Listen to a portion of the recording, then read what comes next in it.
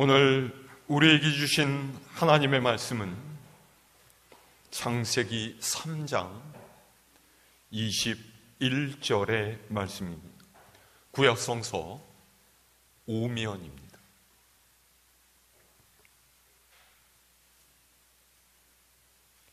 봉독하겠습니다.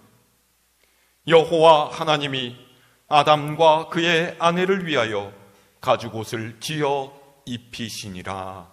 아멘.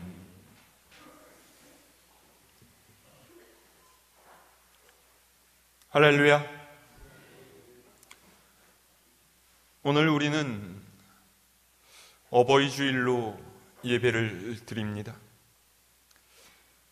부모님께 받은 사랑과 은혜를 생각하면서 기념하자는 오늘의 의미는 동서양을 막론하고 똑같습니다. 그런데 사실 이것을 우리 신앙의 영역에 녹여내는 것은 쉽지가 않습니다. 하나님께서 모세를 통해 이스라엘이 지켜야 할 법으로 주신 10계명에도 네 부모를 공경하라 라고 하셨지만은 보통 우리는 부모님께 공경하는 것을 동양적인 사상인 효에 비추어서 생각하는 경우가 더 많습니다. 하지만 네 부모를 공경하라는 말씀은 지극히 신앙적인 근거를 가지고 있습니다. 그것은 사람을 사랑하시는 하나님의 심정이 자녀를 대하는 부모의 심정이기 때문이에요. 예수님께서도 제자들에게 주기도문을 가르쳐 주시면서 믿는 이로 하여금 하나님을 아버지라고 부르도록 하셨죠. 그러니 아버지 하나님과 자녀된 우리의 관계 속에서 믿는 이에게 이런 말씀이 주어진 것은 너무나도 당연한 일입니다. 그리고 우리는 자녀를 향한 아버지 하나님의 마음을 성경의 여러 곳에서 살펴볼 수가 있어요. 가장 대표적인 것이 누가복음 15장에서 예수님께서 말씀하셨던 탕자의 비유입니다. 여러분 잘 알고 계시겠지만 이 탕자가 얼마나 불효막심한 인간입니까? 그는 아버지가 살아계신데도 불구하고 자신이 받을 유산을 미리 달라고 고집을 부렸어요. 이 말은 서로를 사랑하고 돌보아야 할 가족의 관계를 그저 물질적인 관계로 여겼다라는 것이죠. 좀 자극적으로 이야기하면요, 자신의 육신적인 향락을 채울 돈이 필요하니까 아버지가 얼른 죽기를 바랬다라는 거예요. 생각해 보십시오. 아들에게 이런 요구를 들은 그 아버지의 마음이 어땠겠습니까? 섭섭함을 떠나서 마음이 찢어지는 듯한 아픔과 배신감을 느끼지 않았겠습니까? 하지만 아버지는 아들이 원하는 대로 유산을 내어줍니다. 자식이 원하는 대로 무엇이든지 내어줄 수 있는 것이 부모의 심정이기 때문이죠. 그런데 그런 아버지의 마음을 조금도 모르는 이 망나니 자식은 유산을 받자마자 집을 떠났습니다. 이제는 아버지의 간섭을 벗어나서 자신이 원하는 대로 마음껏 즐겁게 살겠노라는 그런 기쁨만이 가득했죠. 그리고 그렇게 집을 나선 이 아들은 날마다 음주 가물을 즐기면서 향락에 취해 살았습니다. 그리고 마침내는 아버지가 준 모든 유산을 날려버렸죠. 돈이 다 떨어진 아들을 반겨주는 곳은 아무데도 없었습니다. 결국 아들은 거지꼴이 되어서 한 농가에 돼지치기로 들어갔고 돼지가 먹는 쥐엄나무 열매로 배를 채우는 비참한 신세로 전락하고 말았습니다. 그제서야 아들은 정신이 들었습니다. 그리고 생각했죠. 우리 아버지 집에 있는 일꾼들은 이보다 훨씬 더 나은 환경에서 일하고 있지 않느냐. 내가 아버지께 잘못을 저질렀으니 돌아가서 다시 아들 대우를 해달라고는 하지 못하겠다. 그러니 그저 일꾼을 한 사람으로 써달라고 하자. 그러면 굶어 죽지는 않겠지. 여러분 보세요. 이 망나니 아들은요, 여전히 아버지를 하나도 이해하지 못하고 있습니다. 그가 아들을 떠나보낸 후 노심초사하는 아버지의 심정을 조금이라도 깨달았다면 이런 생각하지 않았을 거예요. 그는 고작 자신의 배고픔을 해결하려는 목적으로 아버지 집에 일꾼으로 취업할 생각을 하고 있습니다.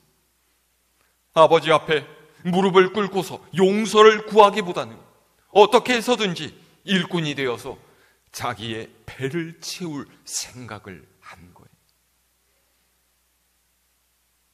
그런데 그렇게 거짓골이 되어 돌아온 이 망나니 아들을 아버지는 버선발로 뛰어나와서 안아주고 좋은 옷을 입히고 손에는 가락지를 끼워서 아들의 자격을 회복시켜줍니다. 그를 위해 소를 잡고 잔치를 열어요. 아버지는 아들을 책망하지 않습니다. 내가 주었던 유산은 어디에 다 날려먹고서 이 꼬라지로 돌아왔느냐 탓하지 않아요. 아버지에게는 아들이 살아 돌아왔다라는 사실만이 중요합니다. 아들은 아버지를 물질적인 도움을 주는 대상으로만 여겼지만 아버지는 아들을 사랑하는 존재로 여겼기 때문인 거죠. 이 차이가 바로 부모와 자식 간의 차이입니다.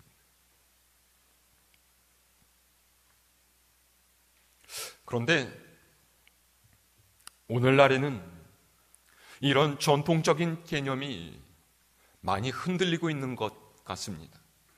요즘에 사회면 뉴스를 보면요, 비정한 가족 간의 이야기가 굉장히 자주 나옵니다.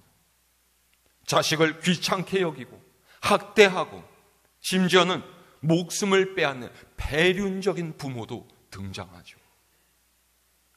예전에는요, 나는 죽어도 너만은 살아야지 했던 것이 자녀를 향한 부모의 심정이었다면 오늘날에는 나부터 살고 보아야겠다라는 생각이 점점 더 우세하게 되어져 간다라는 거예요.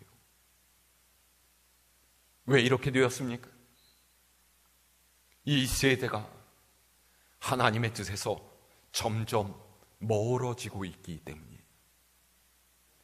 편리함을 추구하고 이익을 쫓는 세상의 방식을 따라서 살다 보니 하나님께서 주신 아름다운 사랑의 공간이 가정이 파괴되고 부모와 자식 간의 관계도 일그러지고 있다라는 거죠. 이런 때에 하나님을 섬기는 우리가 지키고 기억해야 할 것이 무엇이겠습니까? 오늘 말씀이 기록된 창세기 3장은 참 안타까운 대목인데요, 선악과만은 먹지 말라는 하나님의 말씀에 불순종해서 죄를 저지른 아담과 하와가 에덴 동산에서 쫓겨나는 이야기입니다. 선악과를 먹은 아담과 하와는 눈이 밝아졌습니다. 그들이 벗고 있음을 깨닫고 무화과 나뭇잎을 엮어서 치마를 만들고 하나님을 피해서 동산 나무 사이에 숨게 되었죠. 이들은 이제까지 벌거벗은 채로 살아왔지만 그것을 조금도 부끄럽게 여기지 않았습니다. 왜입니까? 육체를 음욕의 대상으로 보지 않았기 때문이에요. 그런데 죄를 짓고 나니까 그들의 눈이 달라졌어요. 육체가 쾌락의 도구로 보이게 되고, 그래서 몸을 드러내는 것이 부끄러운 일이라고 생각하게 된 것이죠.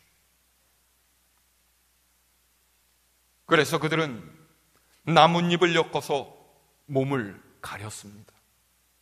하지만 몸을 가린다고 해서 수치심이 사라지는 것은 아니었습니다. 그들 안에 생겨난 죄성은 고작 나뭇잎 치마로는 가릴 수 있는 것이 아니었죠. 게다가 나뭇잎은 얼마 못 가서 금세 찢어지고 말 거예요. 사람의 이런 모습을 보신 하나님께서는 그들을 에덴에서 쫓아내시기 전에 옷을 지어 입히십니다.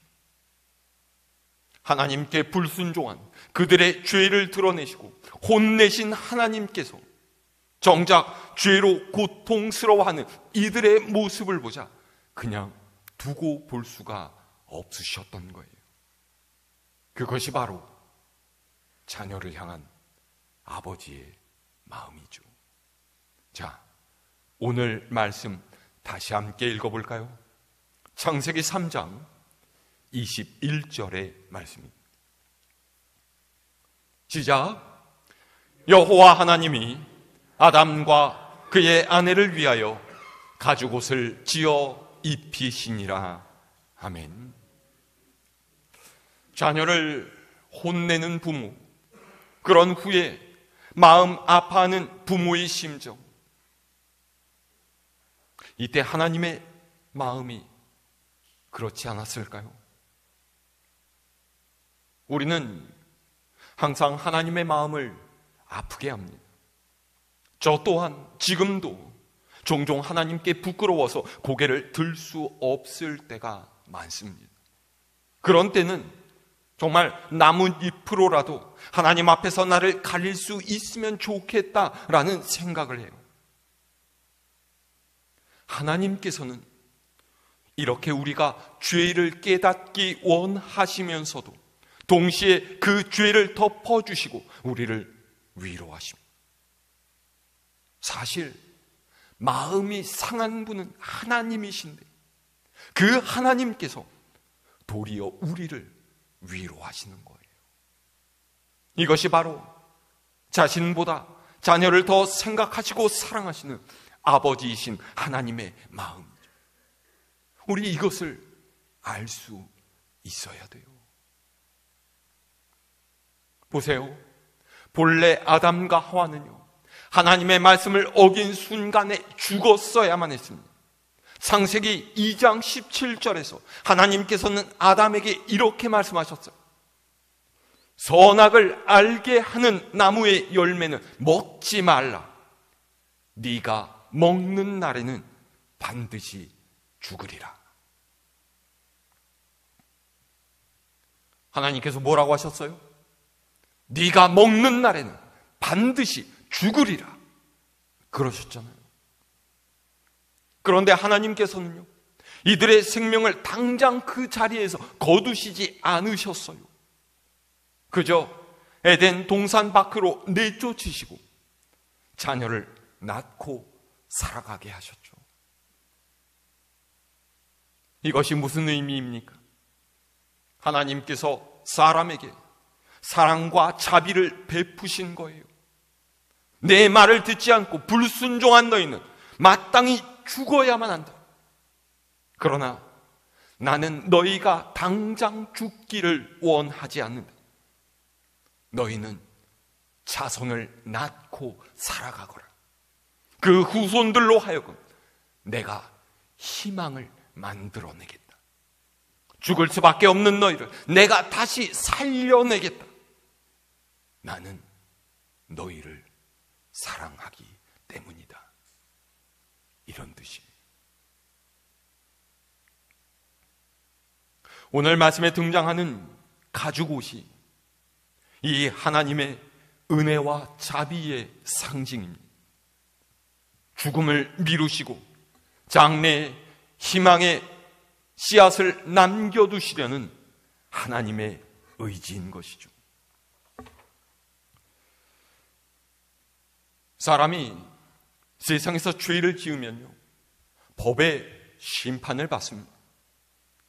벌금을 내거나 일정 기간 교도소에 갇혀 있어야 하는 징역형을 선고받죠. 그런데 집행유예라는 제도가 있습니다. 뭐예요? 그 사람이 받아야 할 형을 선고하면서도 상황을 참작해서 형의 집행을 일정 기간 미루어 두고 그 기간이 무사히 지나가면은 형을 다 치렀다라고 인정해 주는 제도입니다. 하나님께서는 지금 아담과 하와에게 집행유예를 선고하신 거예요. 자녀를 낳고 그들에게 하나님을 가르치고 그분의 뜻대로 살아갈 수 있는 시간을 주시는 것이죠.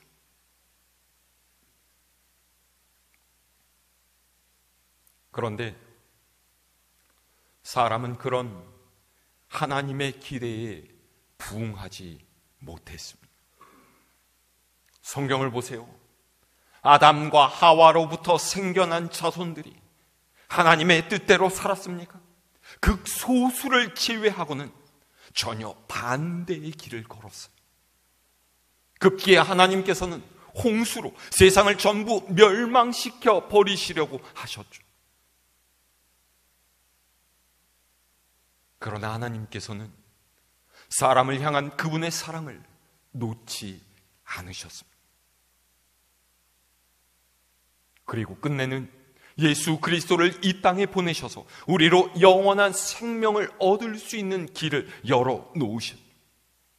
우리를 죄와 악함에도 불구하고 우리를 포기하지 않으시는 하나님, 우리를 놓지 않으시는 하나님, 이것이 바로 아버지이신 하나님의 마음이에요. 그분께서는 언제나 우리를 다시 일으키시고 깨닫게 하시고 변화시키시려 하십니다. 우리를 살려내실 방법을 찾으세요. 여러분, 하나님의 이 마음을 깨달아 아실 수 있기를 바랍니다. 우리를 향한 하나님의 긍휼과 사랑은 오늘날까지도 계속되고 있어요. 중요한 것은요, 우리가 그 사랑에 어떻게 응답하느냐 하는 것이죠. 오늘 말씀 중에서요, 눈여겨보아야 할 가장 중요한 것은 왜 하필 가죽 옷이냐라고 하는 거예요. 여러분, 여기에 대해서 생각해 보신 적 있으십니까? 무명옷도 아니고요, 면옷도 아니고요, 무려 가죽 옷이에요. 왜요? 그 당시에 천을 만들 수 있는 기술이 없었기 때문입니까? 아니에요. 옷을 만드시는 분은 누구세요? 하나님이세요. 그런데 왜 굳이 가죽 옷이냐라고 하는 것이죠. 여러분, 가죽 옷 어떻게 생겨났습니까? 하나님께서 그분의 능력으로 뿅 하고 만들어내신 거예요? 오늘 말씀 잘 보세요. 창세기 저자는요, 그저 옷을 입히셨다라고 쓴 것이 아니라 굳이 가죽 옷을 지어 입히셨다라고 써놓았어요. 이 말은 사람을 위한 하나님의 수고와 노력이 있었다라는 것을 의미하고 있습니다. 다시 한번 질문합니다. 가죽 옷 어떻게 만듭니까? 어떻게 만들어요?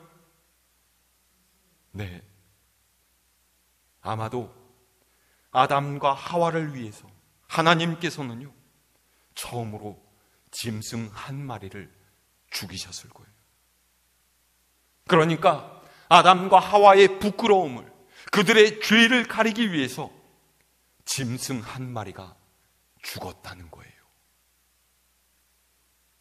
본래 죄를 지어서 죽어야 하는 이는 아담과 하와인데 하나님께서는 그들을 죽이신 것이 아니라 도리어 짐승을 죽이시고 그 가죽으로 그들에게 옷을 입히셔서 살게 하신 것이죠. 성경학자들은 하나님께서 아담과 하와를 위해서 가죽옷을 지어 입히시는 이 사건이 바로 제사의 시작이라고 이야기하고 있습니다. 우리가 이미 알거니와 사람을 위해 짐승의 피를 흘리는 이야기가 성경에 많이 등장하고 있지 않습니까? 그중 가장 핵심적인 사건은요, 바로 출애굽 때 하나님께서 애굽에 내리신 10번째 재앙입니다. 뭐예요?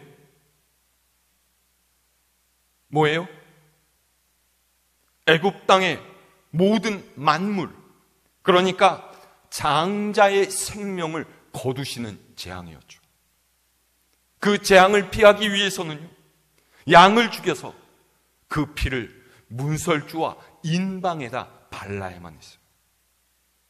히브리 사람이든 애굽 사람이든 혹은 다른 이방 민족이든 할 것 없이 피를 바른 집 안에 있는 이들만이 하나님께서 보내신 죽음의 사자를 피해 갈 수가 있었죠. 그렇게 죽은 양 때문에 살아남은 이들이 진짜 이스라엘이 됐어요. 이걸 기념한 절기가 바로 유월절 아닙니까? 그리고 하나님께서는 이와 같은 방법으로 하나님께 제사를 드리도록 하셨어요. 그동안 지은 죄를 짐승에게 전가해서 그를 죽임으로 하나님께 용서를 받고 다시 하나님과 화해하는 방법이 바로 구약시대의 제사입니다. 그리고 이렇게 사람이 자기의 생명 대신 다른 죄물의 생명으로 용서를 받는 것을 대속이라고 하죠. 이 대속의 시작이 오늘 우리가 읽은 말씀에 나오는 가죽옷이고, 이 대속의 완성은 바로 십자가에 달리신 예수 그리스도입니다. 예수님께서는 아담과 하와처럼 죄를 짓고 부끄러움과 두려움에 빠진 우리를 위해서 친히 제물인 어린 양이 되셔서 십자가 위에서 죽으시고 우리를 사망에서 건지셨어요. 여러분, 지금 우리는 몸에 걸친 옷만이 아니라 영혼의 옷도 입고 있습니다. 그 옷은 예수 그리스도께서 우리를 위해 흘리신 피로 이루어진 대속의 가죽옷이에요. 죽을 수밖에 없는 우리를 포기하지 않으시고 살리시기 위해서 끝내는 그 아들을 죽이심으로 우리를 건주신 하나님의 사랑과 은혜가 우리의 영혼을 덮고 있다는 것을 우리는 잊지 말아야만 합니다. 오늘 말씀에서 우리는 아담과 하와에게 가죽옷을 지어 입히시는 하나님을 보면서 우리를 사랑하시는 하나님, 우리를 위해 희생하시는 하나님의 모습을 발견합니다. 그리고 성경의 마지막 책인 요한계시록은요, 성경의 첫 번째 책인 창세기에 등장한 이 가죽옷 이야기의 마지막을 이렇게 마무리하고 있어요. 자, 성경 말씀 한번 찾아볼까요? 신약 성경 요한계시록 7장 13절에서 17절 말씀.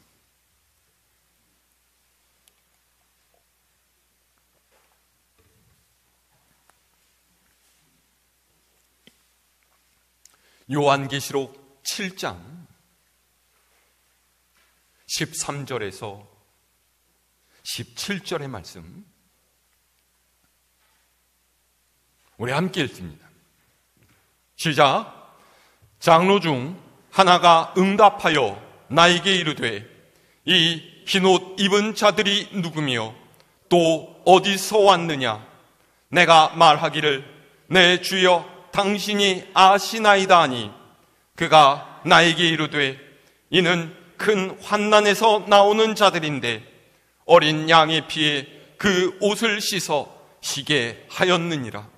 그러므로 그들이 하나님의 보좌 앞에 있고 또 그의 성전에서 밤낮 하나님을 섬김에 보좌에 앉으신 이가 그들 위에 장막을 치시리니 그들이 다시는 줄이지도 아니하며 목마르지도 아니하고 해나 아무 뜨거운 기운에 상하지도 아니하리니 이는 보좌 가운데에 계신 어린 양이 그들의 목자가 되사 생명수 샘으로 인도하시고 하나님께서 그들의 눈에서 모든 눈물을 씻어 주실 것임이라.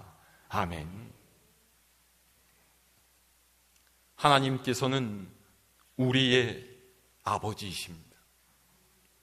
그분은 우리가 부끄러움을 당하고 죄와 죽음의 고통 속에서 괴로워하는 것을 기뻐하지 않으세요. 사람의 곤고함을 아시며 큰 사랑으로 가죽옷을 지어 입히시는 분이 우리 아버지이신 하나님이십니다. 우리를 눈동자처럼 지키시고 우리의 목자가 되셔서 천국에까지 인도하시고 그곳에서 우리의 눈물을 닦으시며 위로하시는 분이세요.